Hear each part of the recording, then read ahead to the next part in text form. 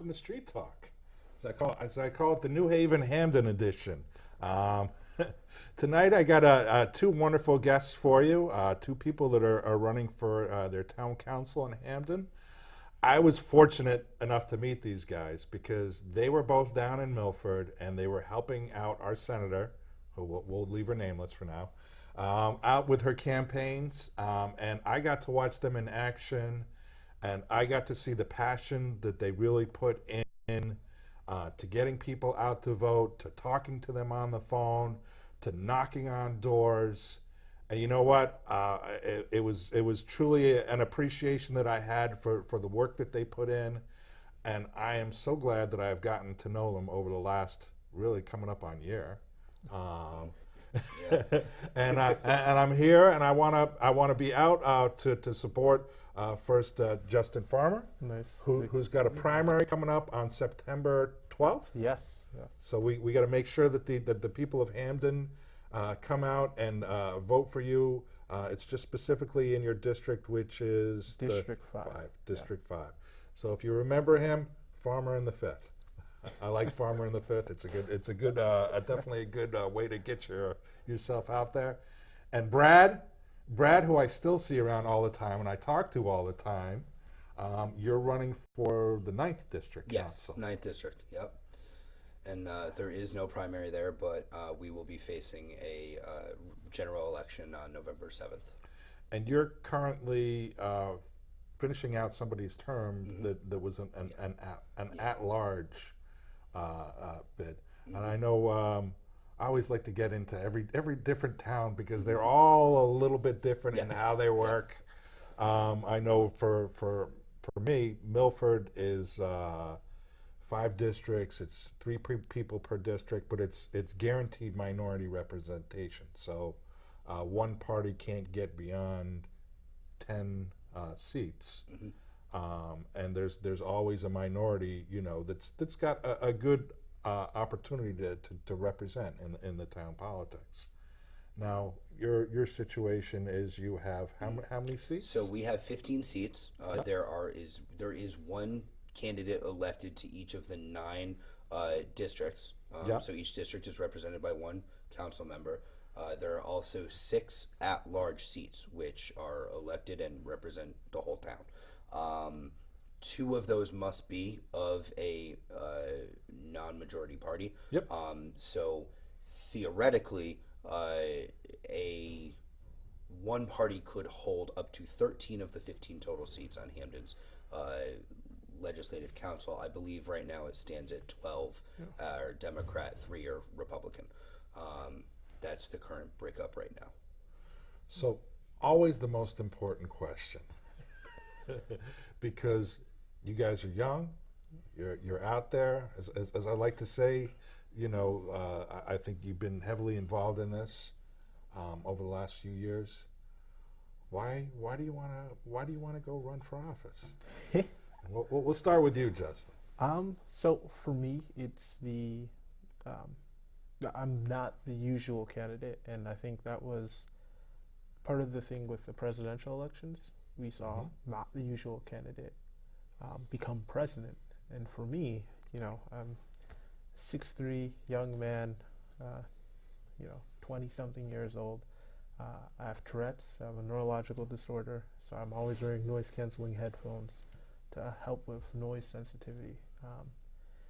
And sometimes I make some funny movements, and it's just like, how is it a guy who can't control his mouth, who can't control his movements, who does funny things, is in charge of the country?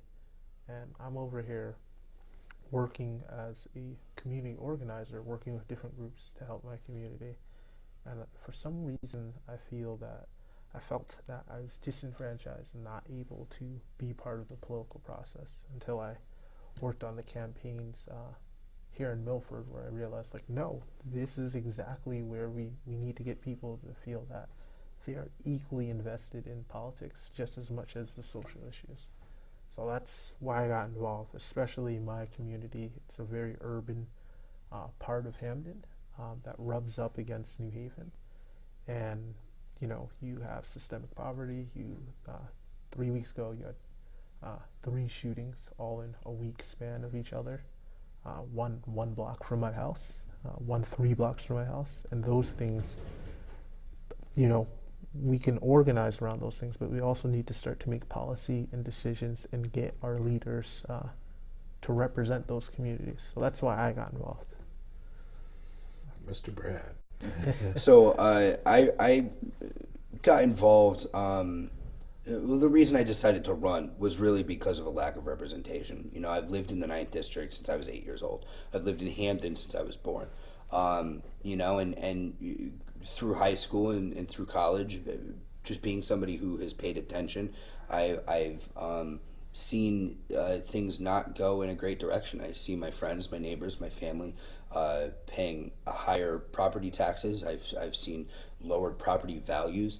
I think it's time that we elect people who are going to put in the time, the effort, the work to really do the right things, make sure our budget's in line, make sure we're not just passing all of our mistakes off to the taxpayer by increasing the mill rate, and also elect people who are going to stand by their neighbors.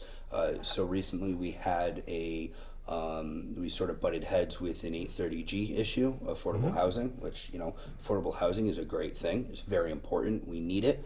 But when a greedy developer comes in and decides he wants to do a lot of damage to, a mountain and a neighborhood, he wanted to chop 100 feet off the top of a mountain and put, 288 apartment complexes on top of, a road that's not big enough for 2 cars to pass each other. When you have that sort of thing and the local representatives sort of don't show up, it really gives you perspective on the way things are going. So I decided that, I've always been a firm believer, if you don't like the way things are going, you step in and you change them, you fight to change them. I'm stepping in and changing. You have a family history. I do. In politics in Hamden, right? No, not politics. My grandfather was a deputy fire chief. I believe he retired in the late 80s. My father is a teacher, so he has taught at Hamden High School for quite a while now. I think 12 or 13 years. So he actually, last year was his last year in Hamden Public Schools, but he taught there for quite a while. My mother still works for Helen Street Schools, so a long history of my family being very involved in Hamden, and so I definitely got that gene. Community investment, and I know you're invested in your community too. Yeah. You've lived there your whole. So I've lived there. My mom immigrated from Jamaica, and my family was here for about a decade. And then I came along, the last child that no one expected to happen. So when you were a special gift. I'm the last child too, so it's quite all right. That's probably what my brother would say. Yeah, he's going that. The special, the colon in the stocking that I didn't want at Christmas time. Like, well, now you get to steal your, lemonades and sodas. So yeah, my family moved from New Haven when I was around 2, and we moved to Hamden, and we lived in an apartment that my mom rented right next to a factory. And then when I was 6, she saved up and bought a foreclosed house across the street from where I grew up. So I've been on the same street since I was 2. So I've been in Hamden going on 21 years now. And both, I know you got your bachelor's in political science, correct? Yes. And you're... I'm studying political science and biology at Southern. So I'm still in school, so I have a couple of years left. But, See, I love. I know. I go down to Bridgeport to their Young Democrats, and what I really enjoy is the level of passion and commitment. The next generation. I know, even though I'm 49 years old, I still kind of consider myself a part of that generation because, literally, just like you, my family immigrated to this country. I never became involved in politics except for the sidelines. The Monday morning quarterbacking, keeping track and level of interest. And I never realized how important knowing who your representatives were and what people could do for you until you came up with that opportunity where somebody was going to take something away that you truly believed in. Yeah. That's what got me into all this, and it was also an opportunity to, as I say, use a lot of the talents. I got a master's in healthcare administration. You guys are obviously going in for the political science end of it. If you don't use the talents that you have, and really put them to the good of the people in your community, I feel like you're wasting them to a certain degree. Yeah. So I'm actually on the ballot. I'm only been a U.S. citizen. I know, as strange as it sounds, for the last little over 2 years. Oh wow! Congratulations. So and part of that was really understanding after being involved at that level that if you want people to listen to you, you got to be able to vote. and you can get a certain amount of change and involved in people, listening because they know you're going to vote. And when you bring numbers of people, and then if you want to make change, like you're talking about in both of your communities respectively, which is actually one community, areas of your communities. Yeah. Sometimes some things get done from the inside out. Yeah. And if you can't get them done from the inside out, then you go to the outside in. Yeah. And so, I really, and I know I've talked to both of you guys individually, just how much I appreciate the spirit that you guys bring to this, and I've watched you work. So this is not just somebody saying this from the outside. I worked with you both on campaigns, and the passion that you bring to it, and the confidence that you guys bring to it. I have no doubts that you guys are going to be the next level of leadership that's going to come around in your town, and whether that's this time, or as I say, you get your name out there, you get your start, and or it's next time, or it's whatever you do. It's that commitment and belief, I think, is what translates to the people when you go knocking at the doors. And I know you've experienced that. Yeah. Knocking doors has been a really interesting thing. I was able to work on 13 campaigns the last semester, so I did 4 up here in MILFORD, and then I did 6 with working families and helped out on the sidelines with others, and saw some of the people who were like, I'm absolutely not going to vote, to, oh, you're late, I'm gonna drive you to the polls to go and help out so that we can really have a victory here. But it's the thing that I'm really loving is knocking in my own area and seeing my own neighbors. I've learned so much more about my community that I didn't know. And even I knocked on a door the other day. It said, do not knock. You don't live here. You don't own here. Go away.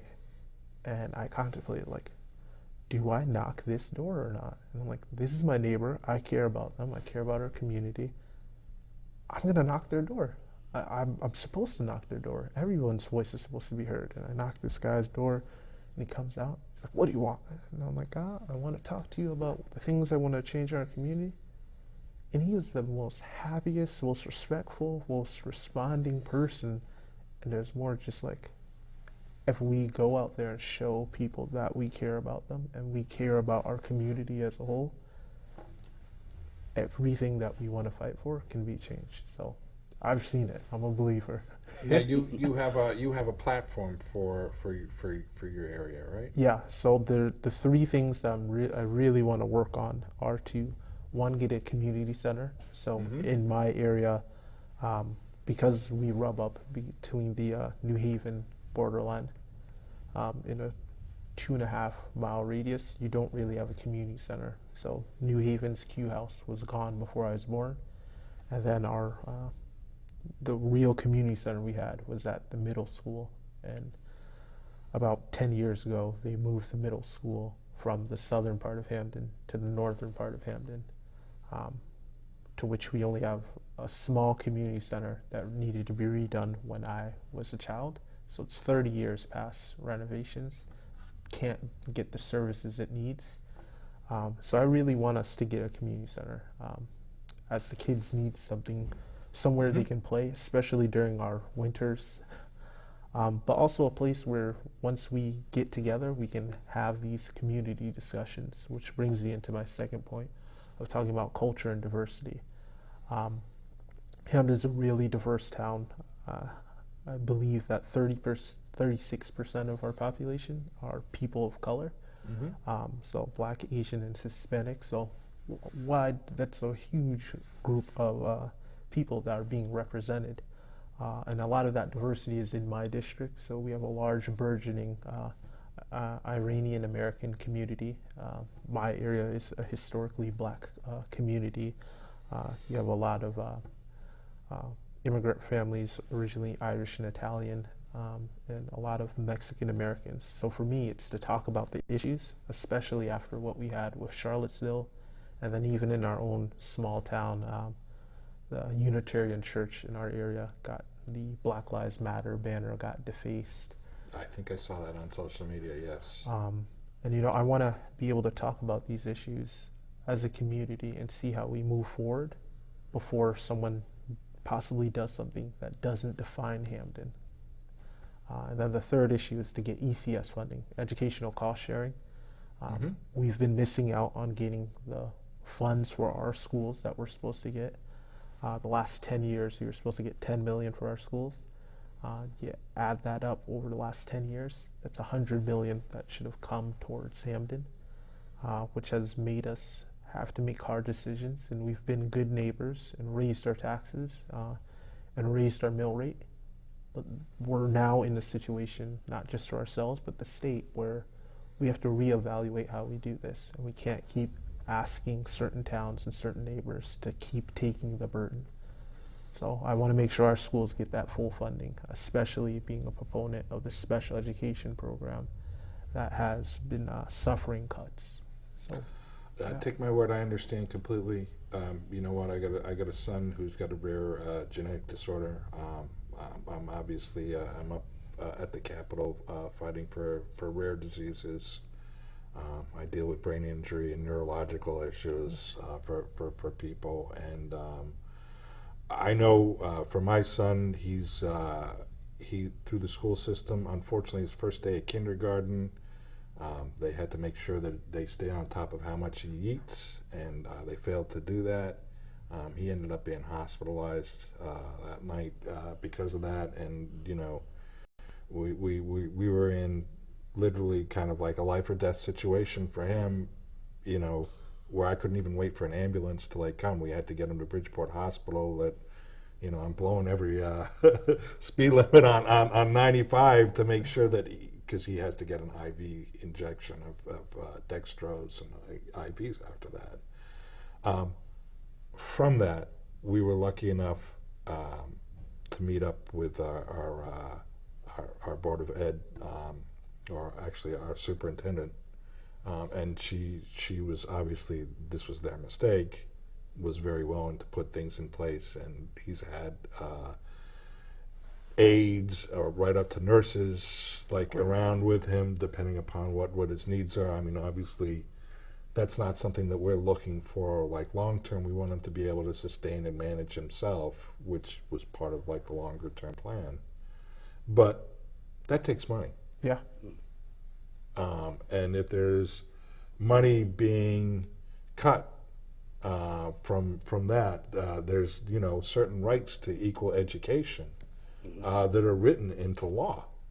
So you have to provide certain levels of service. Yeah. And you're right. If we're not doing that, then the money's got to come from somewhere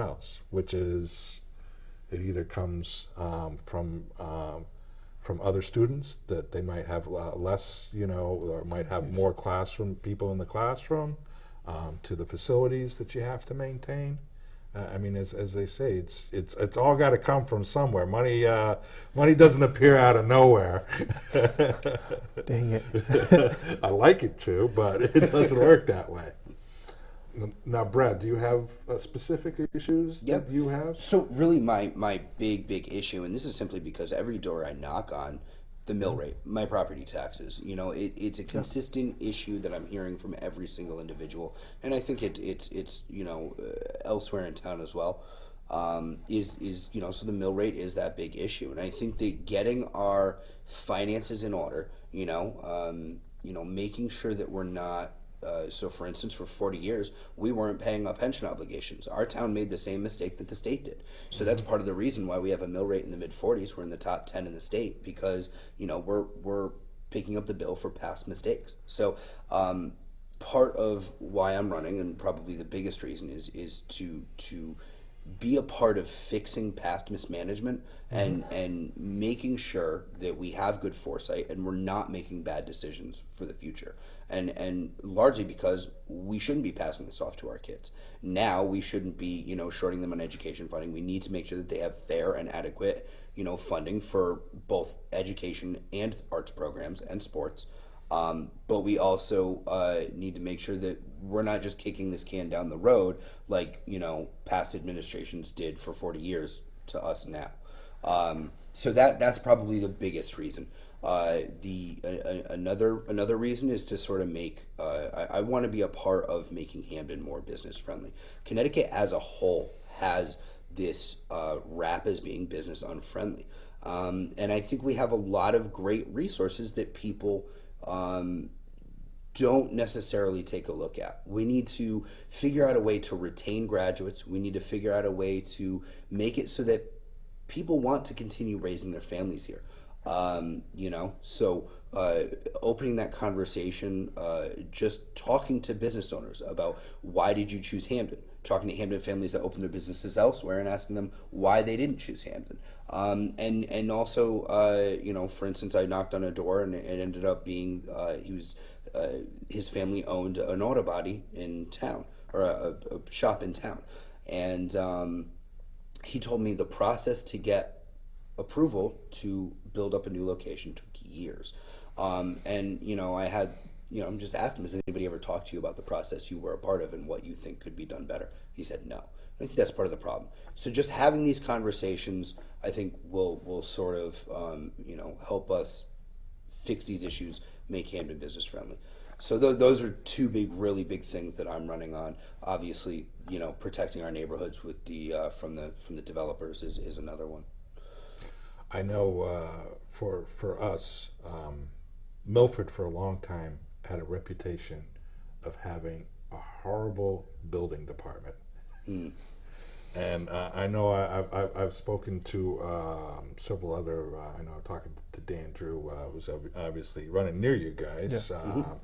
And he talked about the development that he had for, I guess it's Federal Express. It's coming like in and building like a big development in his city. And he really said, and this is the same thing that's happened in our town, is, having that process where you get things approved and you have people out in timely manners and making the process, simplifying the process, really makes a difference. And I know for my city, it's meant that basically I see projects being worked on all the time. Mm-hmm. Yeah. Where we've grown over 300 different businesses a year, and I think part of it is because of the infrastructure that's there, but also the service. And I always like to say, government is service. It is service. It has to be a customer orientation. It has to be customer friendly, because literally I'm paying my $5,000 a year, for services, whether it's educational services, whether it's my garbage pickup, whether it's the sidewalks in town, whether it's the roads, whether, it's service. and I don't think people really get that sometimes. I think there's a disconnect between the money that they paid out and they feel like, well, either I'm going to complain about it but not really do anything to figure out what to do, or it's just our leaders' responsibilities. Yeah. But it's the citizens' responsibilities to be involved. Everyone's responsibility. Yeah. It's everyone's responsibility. It is. Yeah. And that's part of what we see at sort of the legislative council meetings. Like you mentioned, I was asked to fill the role of the late Councilman Jack Kennelly when he passed away. I wish it were under better circumstances, but Sure. I was asked to fill the role, and I did so. And in going to the legislative council meetings, I've noticed that, people don't show up, and this is sort of something we talk about, low efficacy, low voter turnout, people don't pay attention, but being there in the council chambers in Hamden and there's maybe 50, 75 seats out there, and 10 of them are filled, and maybe 5 of those are, department heads from the town that have to be there as part of their job.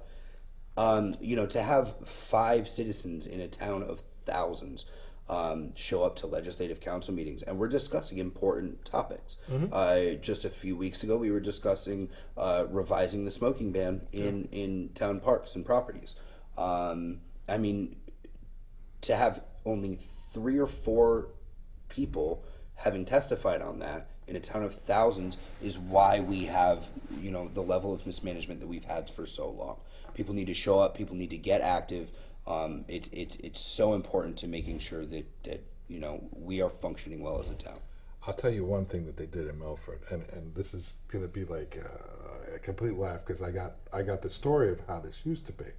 One thing that they have is they have government TV on.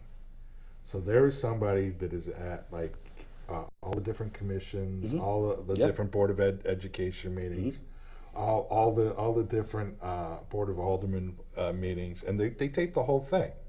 Well, so now what I'm told happened before that was they used to have sort of like a reporter that would hang around, and they would leave right around 9 o'clock.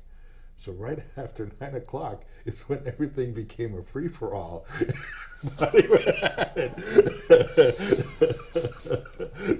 With their hatchets and knives. And I was talking to Phil Vitro because he's got a good history because he's head of our Board of Aldermen, and he said, one of the best things that they did was they televised it. Because all of a sudden, people became a lot calmer. They dressed a lot nicer for the meetings. And it brought a congeniality to it. But it also is an opportunity that people can be able to see what's actually happening. Absolutely. And, as they say, seeing is believing. You know what? I believe in accountability. And the only way that you can be transparent and accountable is if, you have people there. And I'm sure you guys have at the beginning. Do you have you can have people be able to talk? Yeah, so there is an opportunity at every council meeting where they will ask the public to, if anyone wants to speak on anything on the agenda, and then they'll give the public an opportunity to speak to anything other than what's on the agenda. Certain issues like the smoking ban will actually have a public hearing segment right there for that committee hearing, because all the committees, the council is broken up into committees, and each committee has focuses on different things like education or public works, stuff like that. So each committee will have a short few-minute meeting, and if they're discussing anything of importance like the smoking ban, there will be a moment for public hearing. And then once we get to the regularly scheduled, legislative council meeting, there will then be another opportunity. Would you like to speak to anything on the agenda, anything other than what's on the agenda? And that happens at every council meeting. And we have people there to tape, and they have a recorder, and they have somebody who's video recording the meeting as well. But unfortunately, ours is not broadcast. So I'd like to see that happen in one way or another, whether it's streaming it online, whether it's, doing it on local access TV. But right now, it's sort of the thing where you have to go to the town hall during specific hours and request the tape. I'll be honest with you. Citizens TV down in New Haven. Yeah. That's your local broadcaster. You could probably set it up like to have it like as a show, because that's how we're going to be on. Is we're on channel 27, which is your cable access. I know Milford has through Soundview Studios. They have like a constant stream of they run these, and they also have them up on YouTube. So I was just watching a controversial issue through our Planning and Zoning Committee having to do with an 830G, that I could go back and I could see exactly how the council voted. And, you know, it's different than when you read it like in the Milford Mirror or you read it in your patch. It's different when you see it like live and you get And you can see the look on that person's face. Yeah. You get to see where they're really coming from, or if that's something that, you know, that they may or may not have wanted to vote on, but it's different. But I can guarantee you Citizens TV would definitely put that up because I believe they're all over Hamden. That's something we'll have to take a look at. And that's, you know, that's something that you guys can check into, and all you got to do is, you know, you drop them off a disc of it. You know, they give you a time slot, and that's, you know. I know a couple of people over there. Yeah. So we'll have to open that conversation, because it's really important that even the people who can't, you know, we know that people work during all different kinds of hours of the day. It's really important that, you know, everyone is able to watch what is going on in town, whether it's, you know, going back to YouTube and watching a replay of it, or being able to tune in, you know, to local TV at a certain time. It's really important that we open up that accessibility, that accountability. So we'll have to. Transparency. Transparency. Now, are like the agendas posted online, or minutes like posted online? So you have that through your. And then you can always get it at the meeting. They have the minutes and stuff. So at the meeting, I believe they'll have the agenda. Minutes from the previous meeting, and then the agenda for that current meeting. They'll also have the agenda for all the committee meetings that happened prior to the legislative council meeting. So those are all on the table as you walk into the council chambers, and they're available online. What day of the month? Monday. So we are on the first and third Monday of every month. This evening, we're actually having a special council meeting to discuss some pensions with the Parks and Rec Department. So there are special meetings that pop up, and those agendas will pop up online as well. But unless there's nothing to discuss, we meet every first and third Monday. Okay. No. Very good. Very good. So now, coming back around to something I like for people to have a better understanding about is the budgeting process and what goes into it. And I know I can describe the way that Milford's comes together is they have a Board of Finance, and the Board of Finance meets with each individual department, and they go through their sort of line by line budget. You know, salaries this much, benefits this much, your postage, your mailing, you know, whatever else. So they meet with them first, and then the Board of Finance comes to our mayor, and they sit and discuss what they want to present as far as a budget. And then for us, it goes to our Board of Aldermen, and they kind of finalize a budget. But any budget that you have has two sides to it. Yeah. As they say, you got just like you deal up at the Capitol, you got appropriations who figures out what they need to spend, and then you have Finance Committee, right? Finance Revenue and Bonding, which you have to figure out how to pay for it. And I guess for me, a lot of people don't understand what goes into a mill rate and what goes into a budget, because you talk about mill rate, and it's you know, the one thing that gets everybody's like, you know, blood pressure like going and everything else. I always say the most important thing that you can ever look at is your year-over-year tax bill.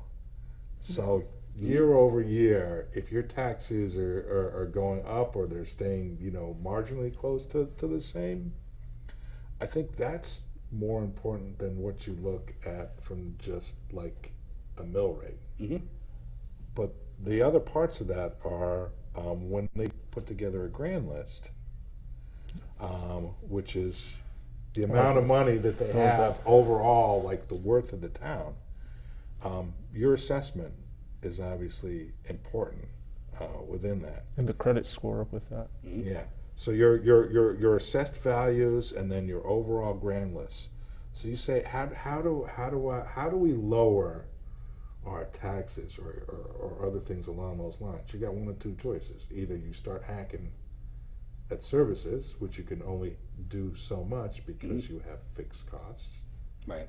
You have to have certain services. Or you do what you guys are talking about, which is how do we grow our grand list? The more businesses that we have coming in, the bigger the pie, and then the smaller the section that you have to like pay for. So it really boils down to strengthen our tax base. What can we do to strengthen our tax base? Because what we're doing right now is we're wringing everybody dry. And, at a certain point, it becomes diminishing returns. I know people that live on the border, so it's called Mount Sanford Road, and I mean, just for sale sign after for sale sign.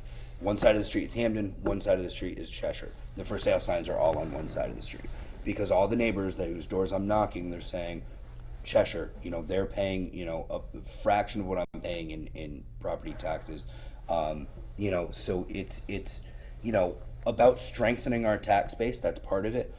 Bringing in new businesses, making sure that, we're not just, sort of kicking the can back at our homeowners until, they have to leave because they can't afford to put more away each month for the taxes than their mortgage. So that's part of it, is strengthening our tax base. Another part of it was what Justin was talking about, which is going up to Hartford and demanding that we get our fair share of ECS funding. Absolutely. We have been shorted on education funding to the tune of over $10 million for over a decade now. And it's just not okay that ECS funding for so long has been, handed out in such, an unfair way. A town like Hamden, which has seen a shift in demographics over the last 10, 15, 20 years, has not seen a shift in ECS allocation. And that's a problem. It's something that our state legislators have actually been doing a good job about, but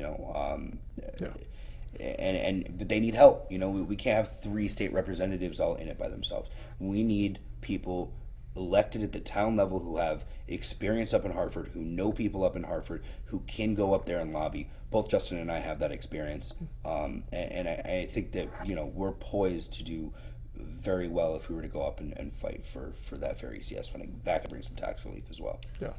And why don't you guys talk about what you've done up at the Capitol? Yeah. So Why don't you go first, Justin? So I've done, part of this conversation about ECS funding is about regionalization as well, of where the money is going and what are the needs for specific areas. So I actually have gone up and lobbied on pilot, so property in lieu of taxes, to, we have some bigger neighbors that happen to be nonprofit educational institutions. Quinnipiac.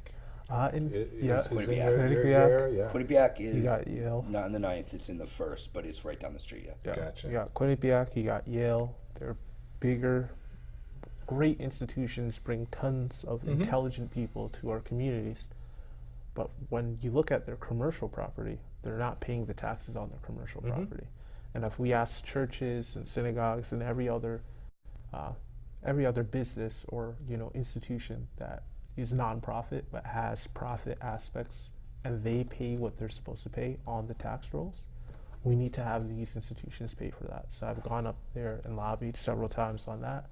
I've also lobbied with the AAUP, so the teachers union, to work to make sure that our teachers and professors get the proper funding and the things that they need at the same time as protecting our students. So the Connecticut, the CSU, the Connecticut State Universities, our students, 2 to 5 years after graduation, 78% of us are staying in Connecticut. You're not paying us extra money. You're not, tuition is going up. Tuition went up $1,000 from this year to last year. So I was up there about 15, 16 times just for, trying to figure out how do we make education affordable so that we can have smart, intelligent people who are from Connecticut to stay here versus trying to convince Sikorsky or to convince, the hedge funds on why they need to bring someone from another part of the country and pay them $40,000 more to buy into Connecticut, rather than someone like me who, I know Connecticut's a great place and I'm planning on staying here. So those are some of the things I've worked on. And Brad's much more. So I spent the 2016 legislative session as an intern to Representative Teresa Conroy, who represented Beacon Falls, Seymour, and Derby. Focused heavily, when I worked with her, on what we can do as a state to address the opioid epidemic, which is still a huge issue. I believe the state just came out with some really abysmal numbers the other day, over 1,000 deaths from Connecticut alone so far this year. It's a problem. It needs to be addressed. So I did a lot of work with Representative Teresa Conroy, sort of doing research and helping her find a way that legislatively we could address this issue. Then in the legislative session of 2017, I was a staffer in the Finance Committee. So really it was about just making sure that the day-to-day functions ran well, running committee meetings, committee hearings. So I really got a first-hand perspective about how the hearing process works, how you would lobby on a bill. I got really close with some of the legislators up there, got to work side by side with them, Representative Elliott of Hamden being one of them. So that's sort of my experience in Hartford. So now you're talking about what people can do when they go up to Hartford. What are some of the most effective strategies for lobbying? Like if you have an issue or like a bill that you know about. Show up. Yeah. So I wrote my thesis. On legislative effectiveness. What can somebody who's not elected to be there do to have an impact on their state or local or federal policies?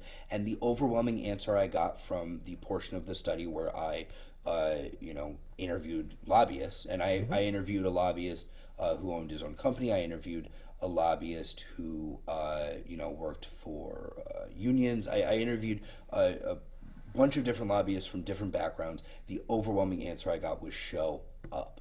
If you don't show up, you can't have an impact. Now, obviously, that's very difficult for some people. People work all different kinds of hours during the day. It's not so easy for everybody to show up, but the overwhelming answer is you got to show up. Even if it's just sending an email or a phone call, show up. The second biggest answer I got was do your homework. Know what you're talking about. Know your side. Know the issue. Look at the issue from every side. Be prepared to answer questions. You're going to get all kinds of flack from every direction for your opinion. Be able to back it up.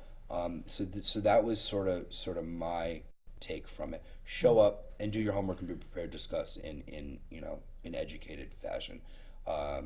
I think that if more people did that, things would be a lot different up in Hartford right now. Just an addendum to that would to write letters. I don't even. It's so weird. I had a couple of friends who worked as interns, and they're like, "Yeah, we got 4 handwritten letters about this issue." And like everyone in the office is stressing about it, and I'm like, 4 letters? I think you have. You wouldn't believe it. I grew up on a street when I first came here in '76, where 2 doors down, my neighbor was a state senator, and right behind me was my state rep. Wow. So when I talked to them about how do you gauge like what level of importance a certain issue was, they said if they got 5 phone calls about like a specific issue, it was a major big deal. Yeah. So making that, and even if you're nervous about talking to someone, call in the middle of the night and leave a message.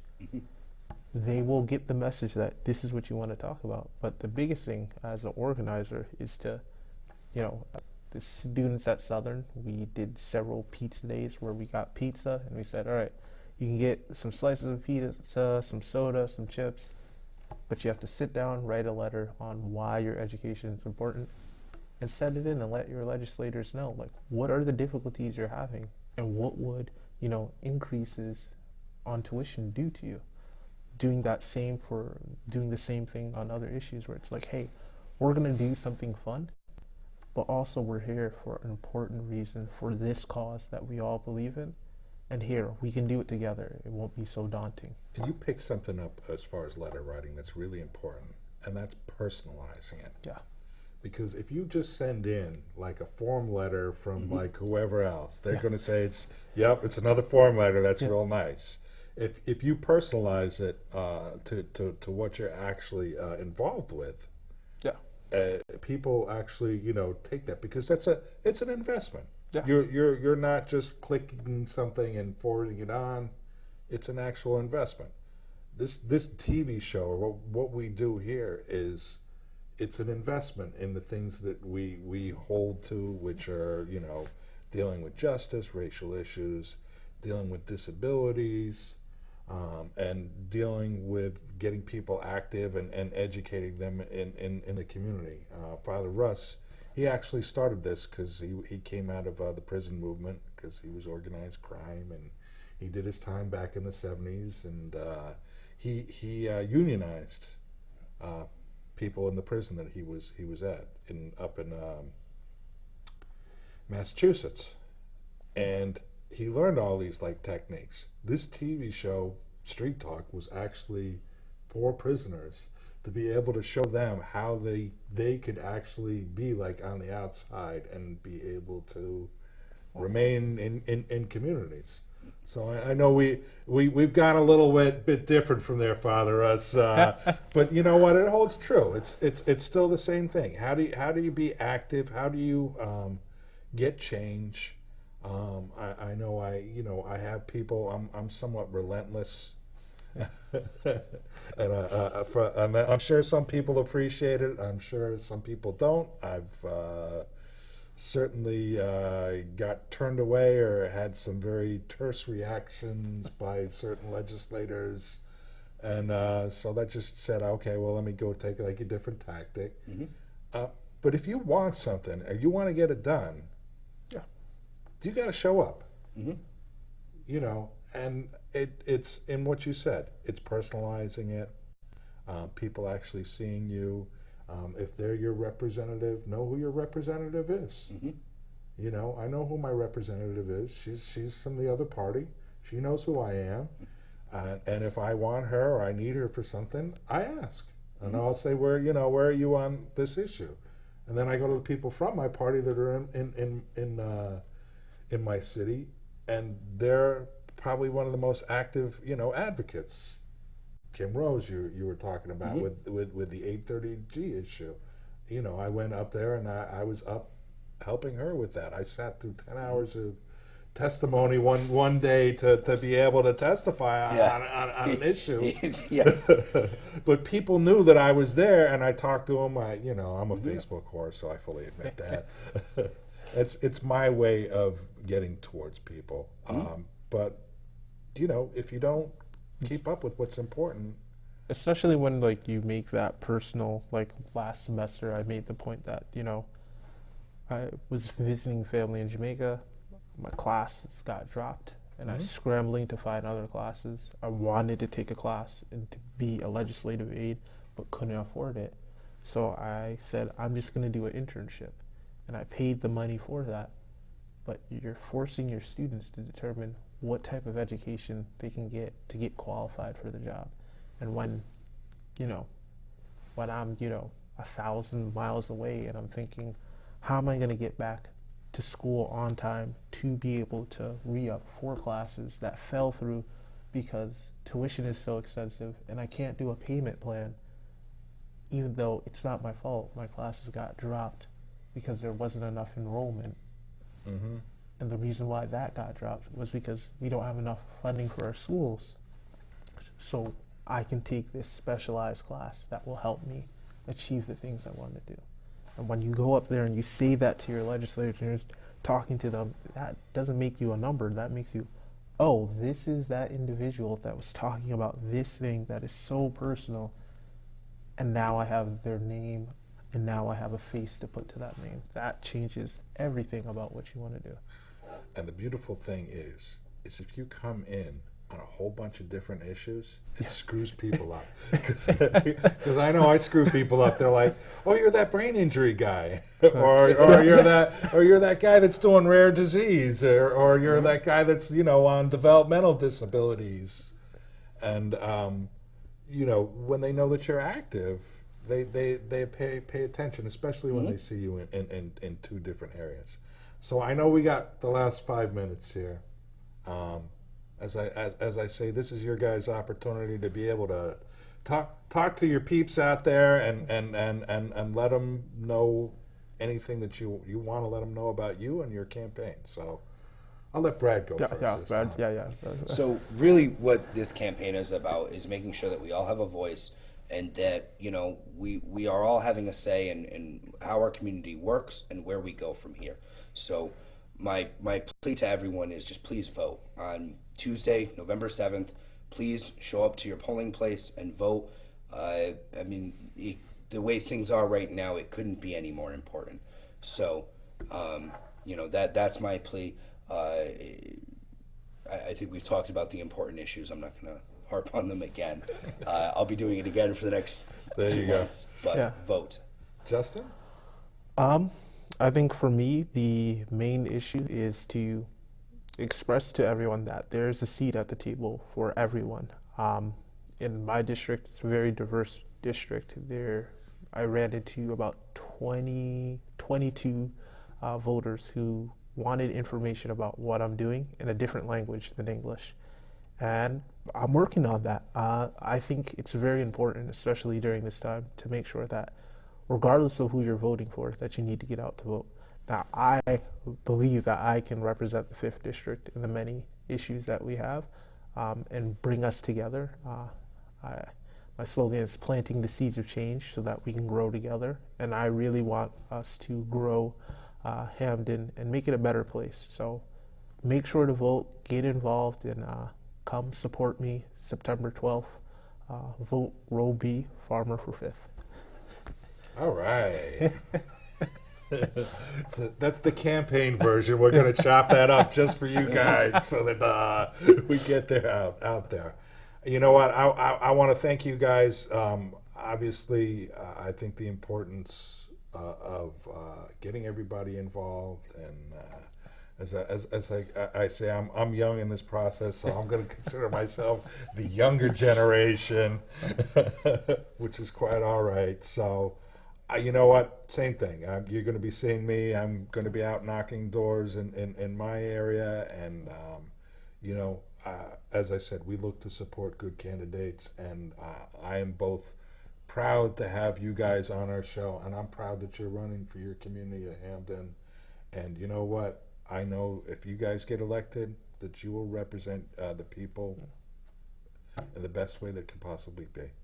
So on that note, I think we're all good. We could probably go run the street. Hey.